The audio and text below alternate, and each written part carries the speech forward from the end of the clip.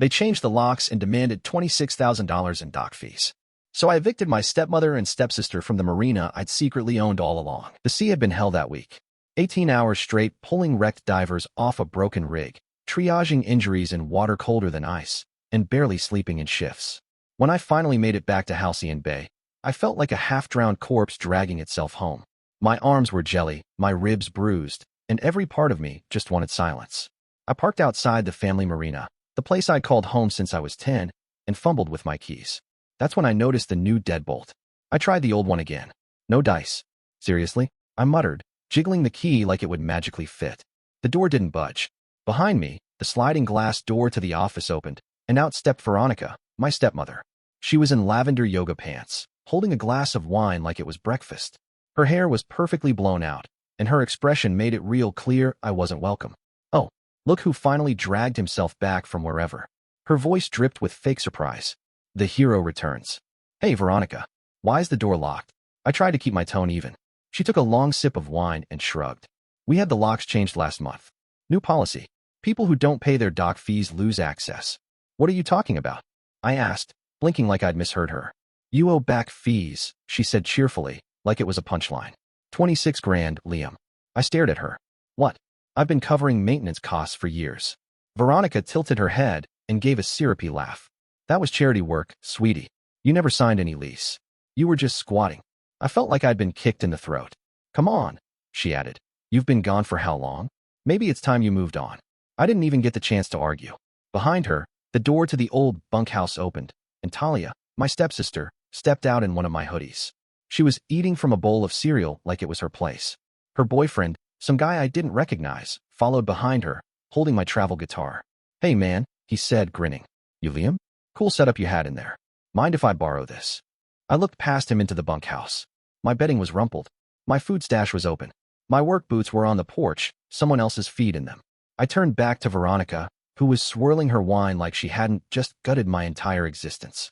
I just got off an 18-hour rescue shift, I said. I haven't slept in 2 days. Well, she said, feigning sympathy, maybe sleep it off somewhere else. I don't know what kept me from exploding. Pride, maybe. Or just total exhaustion. I gave her one last look, then walked off into the night. Didn't even look back. I just kept walking. Because somehow, that hurt less than standing still. I barely slept. Maybe 2 hours in Raoul's spare room. The hum of his fish tank keeping time with the buzz in my skull. My brain wouldn't shut off, just kept replaying Veronica's smirk, Talia's lazy grin, that guy holding my guitar like it was a garage sale item. By sunrise, I'd made my decision. I pulled the manila envelope out of my glove compartment, the one I kept for emergencies. Inside was a copy of the deed, notarized and filed. Proof that the marina, the buildings, the property line down to the edge of the dock, all of it, belonged to me. I parked just across the street from the office and waited. The sun hadn't fully come up yet, just that gray-orange light over the bay.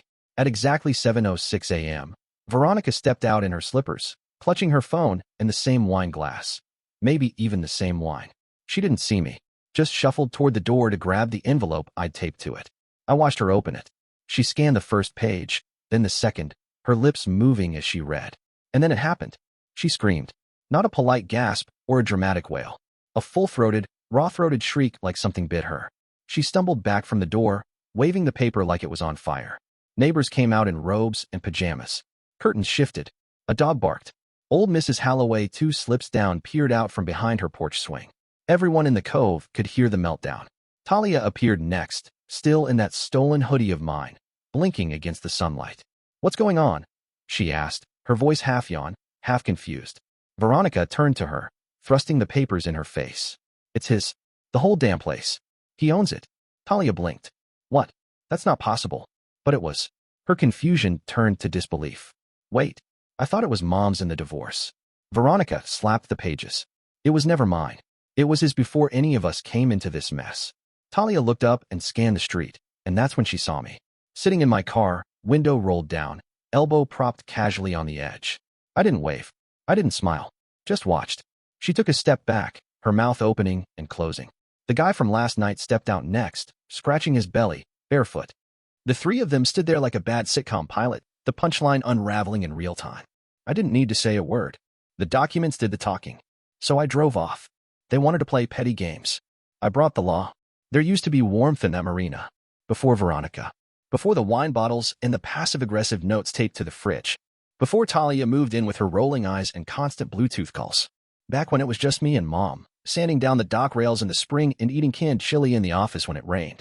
Back then, the harbor smelled like salt and teak oil, not lavender candles and cheap perfume. I was just a kid with sunburned shoulders and dirty fingernails. Mom used to call me her deckhand, even though all I did was hand her tools while she fixed things herself. She died when I was 12. Sailing accident. They said it was a freak gust. One minute she was out past the breakwater, the next the boat flipped. They didn't even recover her until the following morning. Dad came back broken. Or maybe just unfinished. He was a marine biologist, more comfortable with sea turtles than people. When he wasn't out on some grant-funded expedition, he was glued to spreadsheets, conference calls, data sets. I think losing her made him forget how to be here. So instead, he remarried. Veronica arrived with lip gloss smiles and a suitcase full of scented scarves. She said things like boys need structure and rearranged all of Mom's stuff within a week. The office lost its smell. She put up fake plants and took down every photo that had Mom in it. By the time I was 13, you'd never know my mother had even existed here. Talia came with her same age as me, but a year behind in school. She had this bored, always on her phone kind of attitude. From day one, she treated me like a stray. I'd catch her borrowing my books, my hoodies, even my toothbrush once. If I said anything, she'd roll her eyes and act like I was making a scene. When Dad got deployed, another long-term assignment off the coast of Costa Rica, he left Veronica in charge. Temporary, he said. Just until I get back. That was the last time this place felt remotely like mine. I still pitched in. Fixed the busted compressor in the ice machine.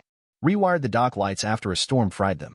But no matter how much I helped, Veronica made it clear I was just passing through. Talia started calling the bunkhouse her space, even though I'd been living there for years. I tried to stick it out. Thought maybe when Dad got back, things would reset. But then his contracts kept extending. Year after year, he was still gone. Phone calls became shorter. The marina became lonelier. And I left. College was my escape. I worked boats on the weekends, studied maritime medicine, and tried not to think about the marina at all. But every time I came back for a holiday or a break, it was like pressing on a bruise. My room shrunk. My things got moved. Talia's friends started calling me the cousin because Veronica never explained who I was. Eventually, I stopped staying over. Slept in my truck. Made excuses. Raul let me crash with him when I needed to. But the funny thing is, I never asked for ownership. Not once. I didn't demand it. Didn't chase it. Dad just left it to me. Quietly, behind everyone's back. A file in a drawer. A signature on a deed. Maybe he knew. Maybe he saw what was happening and couldn't stop it. So he left me something he knew they couldn't take. Something that still smelled like teak oil and salt. Something that still remembered her. It didn't happen all at once, the way they chipped away at me. It was a slow bleed, like a leaky valve you don't notice until everything's flooded. I didn't say anything when Veronica started charging me for utilities I wasn't using. If you're going to shower here, you need to contribute, she said. Never mind that I'd fixed the busted hot water line myself, crawling under the dock in freezing wind. I didn't say anything when she asked me to pitch in for repairs, then handed me the full invoice for the new roofing tiles I installed. You're good with your hands, she said, sipping Chardonnay at noon. Consider it your rent. At first, I told myself it was family. That this is what you do, you step up, you hold things together. Especially when Dad was halfway around the globe tagging sea turtles and not answering emails. So I paid. Quietly. I transferred money to cover the cracked fuel lines. Bought the replacement anchor rope. I rebuilt the engine on the old Bertram trawler and got the outboard back into working condition. I even paid the overdue insurance on the dock after Veronica forgot to renew it. Then I became a licensed maritime medic. A real certification. Real hours. I was proud of that. They weren't. Oh, that's cute, Talia said the day I told her.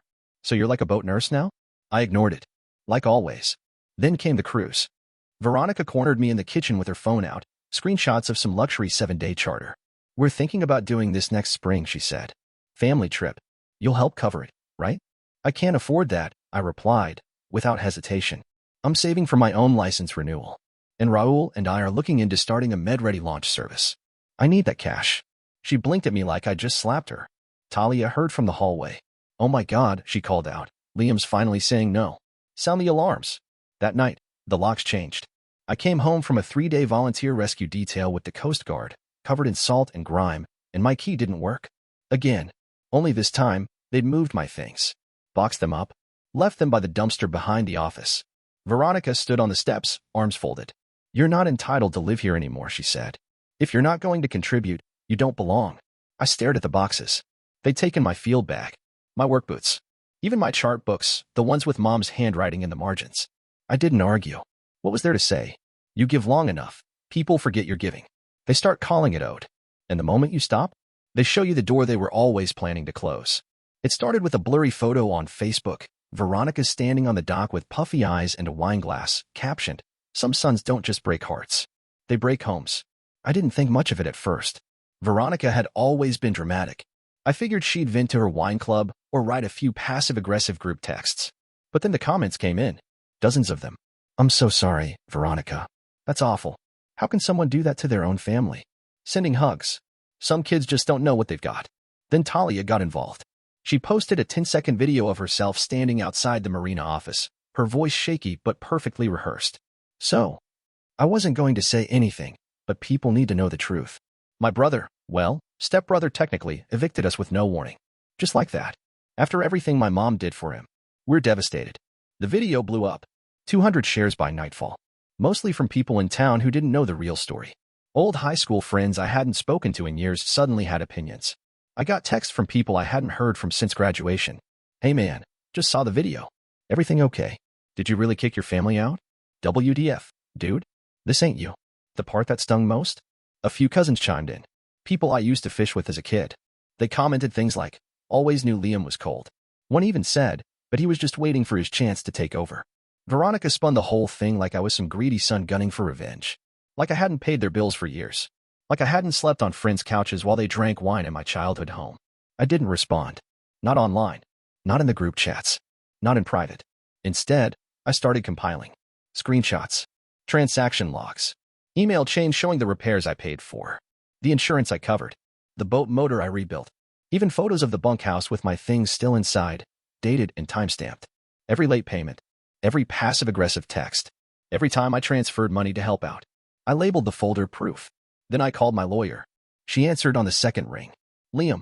"Hey," I said, "I need to send you something. I'm not looking to sue. Not yet. But I need this documented." "Understood," she said. "Send it over. We'll keep it ready." While they were busy uploading TikToks and guilt-tripping distant relatives, I was backing up data. Quietly. Methodically. I crashed with Raul again that week. He didn't say much, just gave me a clean blanket and pointed at the beer in the fridge. "You good?" he asked once. "Yeah," I said. "Just tired." He nodded. Didn't ask more. That was the difference between Raul and the rest of them. He didn't need a story. Didn't need a villain or a victim. He just handed me space and stayed out of the way. Exactly what I needed while the storm gathered online. Because I knew what was coming. And this time, I'd be ready. The call came just after sunrise. I was sitting on Raul's porch, sipping gas station coffee and staring out at the still harbor. My phone buzzed, and for a second, I considered ignoring it. Then I saw the name. Dad. It had been months. Maybe more. He usually emailed now short, clipped messages with GPS coordinates and weather updates from whatever ocean he was floating on. A phone call meant something. I answered. His voice came through quiet and gravelly, like he'd aged 20 years since I last heard him. "Liam." "Hey." A pause. I saw the posts. Of course he had. Internet gets everywhere now, even on marine research vessels. Another pause. "You okay?" I swallowed. "I'm fine." They're not, apparently. I know. We sat in the quiet for a moment, just the buzz of cicadas in the distance and a fishing boat humming out past the jetty. He spoke first. "You found the deed?" I did. He exhaled like he'd been holding his breath since the day he left. "Good. I put it in your name 5 years ago. Trust locked. Premarital property. You never told them?" "No." Another pause. "Didn't want to fight. I figured if anything ever happened, you'd know what to do." That hit harder than I expected. I closed my eyes and leaned back in the chair. "They've been living like it was theirs, Dad. Veronica told me I owed them 26 grand in dock fees. Talia's been sleeping in my bunkhouse. They changed the locks. I'm sorry. Why didn't you stop it?" He sighed. "Because I was a coward. And because I thought I had more time." For the first time, his voice cracked. Just a little. "I wanted to believe they'd treat you better. That if I just stayed gone long enough, maybe everyone would find their balance. They didn't. I know that now." I let the silence stretch before I asked, "So what happens next?" "I'm flying back," he said. "Booked it last night." "You sure about that?" "Yeah. It's time I stopped running from the mess I helped make." I wanted to feel relief. Instead, I felt tired. Like I'd been waiting for this moment so long that the weight of it had already settled into my bones. That afternoon, the lawyer sent out the final letter. A formal notice to vacate. Veronica and Talia had 30 days to leave the property. The language was airtight. The marina was clearly marked as premarital trust property, excluded from any community claims. Veronica's response came quickly, not through a lawyer, not through email. She posted a selfie on Instagram, tear-streaked and dramatic. When your whole world is stolen by someone you raised as a son, some people only pretend to love you. Talia followed with another video. This time she was actually crying. We just wanted to feel safe, to feel like we had a home. And he took that away. I didn't respond. Instead, I walked out to Raul's truck that night and found the windshield cracked, like someone had taken a crowbar to it. Taped to the hood was a note, written in red marker on the back of a printed marina map. You'll regret this. You're not family. You're nothing. No signature. No return address. Raul came out when he heard the slam of the door. What the hell? I held up the note. He looked at it, jaw tightening. You want to call the cops? I shook my head. Not yet. Let's see what they do when Dad gets back. Because this time, it wouldn't just be me standing on the dock. It would be both of us. The air smelled like rain, even though the sky hadn't cracked yet. One of those late summer mornings where the clouds just hovered, heavy and waiting. I parked half a block from the marina and walked the rest. Didn't want to give them the satisfaction of hearing my engine first. I was dressed sharper than usual, dark jeans, clean boots, a button-down that hadn't seen grease or salt water. Raul offered to come with me, but I told him no. This part, I had to do myself. The front gate creaked when I opened it. I half expected to see the place empty. Instead, Veronica stood at the top of the dock ramp in full yoga gear, arms crossed like a mall security guard. Talia sat on the porch steps of the office, scrolling her phone like she wasn't living on borrowed time. Well, Veronica said as I approached. Here comes the king of the castle. I didn't answer her. Instead, I stepped up onto the main deck and looked around. My mother's wind chimes still hung under the office awning. They hadn't bothered to take them down. Funny how the things that mattered to her never mattered to them. Veronica blocked the door to the office. This is harassment. No, I said calmly. This is ownership. Talia looked up. You're a joke. Behind me, footsteps. Slow and steady, boots against weathered planks. I turned, and there he was. Dad. He looked older than I remembered. Tan, thinner, beard more gray than black, but his eyes were sharp, focused. For once, not lost in some research article or halfway around the world. He walked right past me without a word and stopped in front of Veronica. Hey, he said quietly. Veronica's face softened for a split second until she saw his expression. No softness there. I'm not here to talk, he said. I'm here to end this. What are you? I saw the videos, he said. The posts. The lies. And I saw the deed. The trust. Everything I signed to protect this place for my son. Her voice pitched up. You can't just kick us out. We were married. Legally separated 2 years ago. Trust protected pre-marriage. You have no claim. Talia jumped up. This is insane. You're seriously siding with him. Dad looked at her, then at Veronica, then at me. This was never your house, he said. This was Leah's. Then Liam's. You both knew that when you moved in. Veronica took a step forward. You're making a mistake. No, he said, with a finality that made the wind shift. I made the mistake years ago by staying quiet. That ends now. He turned to me. The marina's yours. Do what you need to do. I nodded. Veronica tried to speak again, but this time Dad raised his voice, not loud, but firm. Pack up. Talia scoffed. You're unbelievable. No, he said. I'm done being unbelievable. I'm done being absent. And I'm done pretending this isn't exactly what you brought on yourselves. They didn't scream. They didn't throw a tantrum. They just stood there, stunned. Like someone had finally turned off the music at a party they thought would never end. I stepped past them and opened the office door. The key turned smooth in the lock. Home. For real this time. Dad stayed behind me as I stepped inside. For the first time since I was a kid, I felt the air shift back to what it was supposed to be. Quiet. Clean. Mine. They left in stages. First the shouting, then the crying, then the banging of boxes and cabinet doors as they packed up whatever wasn't nailed down. Veronica called it theft when I asked them not to take the marina's printer. Talia sobbed theatrically when I told her she couldn't take the flat screen I bought 2 years ago. Their drama echoed across the docks for hours. By sunset, the parking lot was half empty. By midnight, it was silent. I stood alone on the main deck, wrapped in my old hoodie, mug of coffee in hand. The wind came in light off the bay, carrying the soft scent of salt and diesel. The marina had never looked so still. Not dead, just at peace. Like it was catching its breath. The office lights were off, but the new keypad lock glowed faintly near the door. I'd changed the codes as soon as they left. Locked the bunkhouse. Cleared out the junk they'd left behind. Found some of my old tools still stashed under the stairs, exactly where I'd hidden them when I was a teenager. I walked slowly, checking lines and cleats out of habit, not urgency.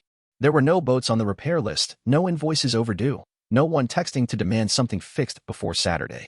Just the sound of water lapping against the hulls and my own footsteps on worn timber. I reached the end of the dock and looked out at the bay. The stars were low and soft, and a single shrimp boat blinked in the distance, probably Raul's buddy Rico doing a late run. The dock groaned gently under my boots, and the air wrapped around me like a promise. I took a sip of coffee, lukewarm, bitter, perfect, and let the quiet settle into my bones. This was mine again. Not just by law, not just on paper, but in spirit, in breath and salt and memory. And somehow, despite everything they took from me, my bunk, my boots, my guitar, I didn't feel hollow. I felt whole. Like the past few years had been holding my lungs underwater, and now I could finally exhale. I didn't think about revenge. I didn't daydream about them suffering. I just stood there and thought about Mom. How she used to braid my hair when I was small, humming out of tune. How she taught me to check a knot twice before casting off. How she'd rub lemon on her hands to get rid of oil smells after working the boat engine. She would have smiled seeing the marina like this again. Quiet. Honest. I looked out across the water and whispered, "It's safe now." Then I finished my coffee, turned back toward the office, and walked slowly down the dock, each step light, measured, free. Not running. Not hiding. Just home. 6 months later, the marina hums with quiet purpose again. Boats line the slips, nothing fancy, just hard-working vessels and weekend cruisers. I've got contracts with 2 local fishing outfits and a yacht broker up the coast who sends down boats that need hull work. Most days start early and late and involve more elbow grease than sleep. But it's mine. All of it. The bunkhouse is mine again too. Clean. Simple. My boots by the door, my tools on the shelf. The only other pair of shoes that ever sit inside belong to Raul when he crashes after a long shift. He never asks questions, just brings beer in silence. Veronica lost her legal challenge 3 months ago. Tried to claim she had rights to marital equity. The judge disagreed. Trusts are a beautiful thing when you've got a paper trail.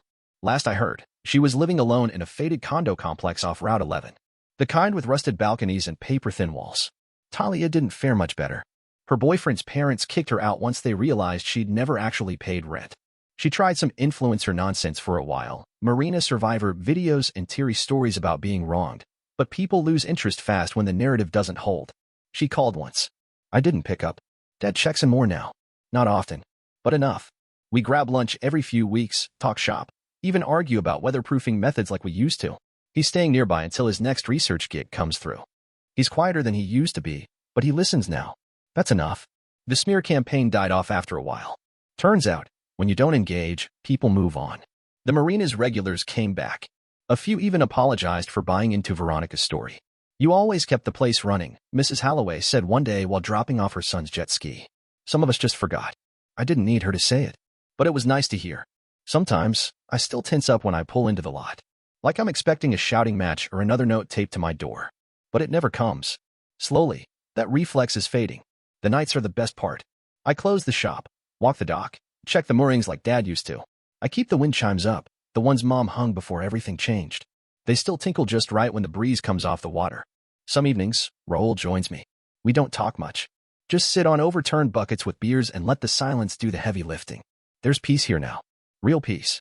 I fought for this place, not just with deeds and documents, but with silence, with patience, with the kind of calm that comes after the storm finally passes. This is home again. Not because I stayed, but because I finally made everyone else leave.